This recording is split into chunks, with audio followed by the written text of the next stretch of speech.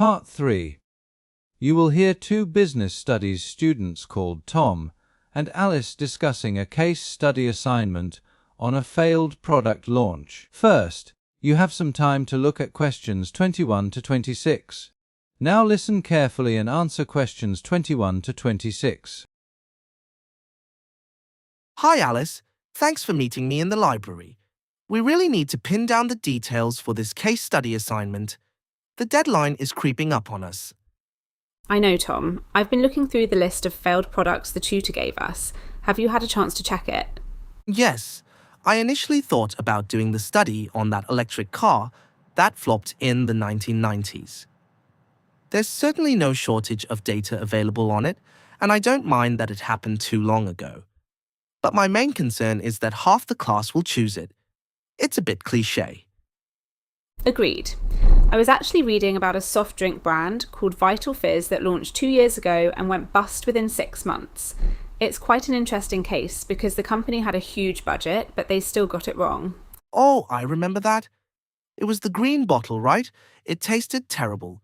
Well, the taste was unpleasant, but reading the financial reports, the main issue seemed to be their target demographic. They were trying to sell a premium health drink to teenagers. It wasn't that the distribution network was too small, but they priced it higher than coffee. Teenagers just didn't have the disposable income. That makes sense. So, shall we go with Vital-Fizz then? It offers plenty to analyze. Yes, let's do it. So, we need to structure the presentation.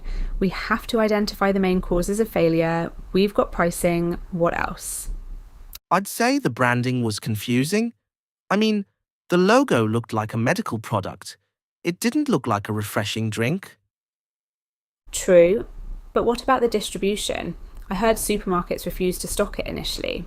Actually, I read that they eventually moved into supermarkets in the last month. For me, the most significant mistake was the advertising campaign. They used 1980s music to appeal to teenagers.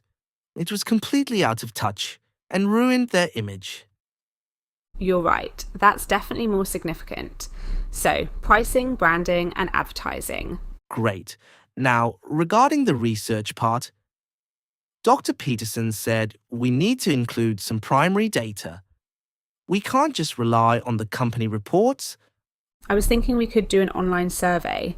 It's not that a survey is difficult to design, but they usually get a very poor response rate. And people rush through them without thinking.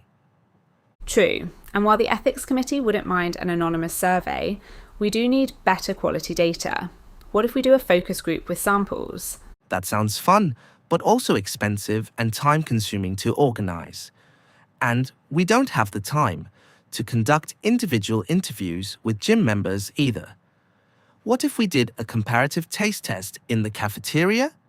We buy a generic health drink and a leading brand and ask people to rate them. That's a brilliant idea. It's practical, cheap, and we can get the data in one afternoon. Let's do that. Okay, I'll write up the consent forms. You know how strict the ethics committee is about experiments involving food or drink. Good point. We don't need to submit a budget for the experiment or a list of competitors, but make sure you mention any information about allergies in the paperwork. They are very strict about that. Before you hear the rest of the discussion, you have some time to look at questions 27 to 30. Now listen and answer questions 27 to 30. So, after we present the analysis of the failure, the second half of the assignment is the relaunch strategy. We have to propose how we would fix the product. Right? So, first things first, the product name Vital-Fizz has to go. It sounds like a vitamin tablet. How about Zest? Zest sounds a bit like soap. What about Hydro Boost? It emphasizes the hydration aspect. I like that. We should definitely select a name that sounds scientific but active. Let's go with Hydro Boost. Now, packaging. We agreed the green glass bottle was a disaster. It was too heavy for a gym bag, so maybe a plastic bottle. No, plastic is terrible for the brand image if we're claiming to be eco-friendly. Let's go for aluminium cans. Good call. It's much better to choose a material that is easily recycled, plus it cools down faster. Exactly. Now, the price point. The original was £3.50.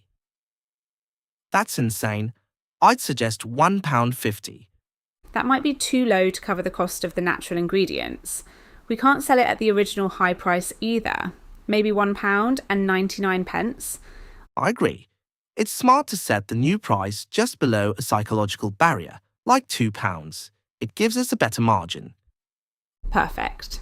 Finally, the promotion. The original company did a black tie dinner for investors. Boring. Since we are targeting active young people, why don't we sponsor a local university sports day?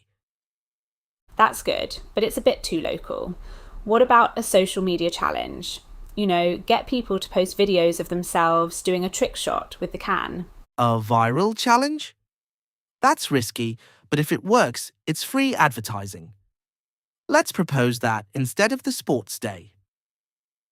Okay, I'll start working on the slides. See you on Friday. That is the end of part 3. You now have 30 seconds to check your answers to part 3.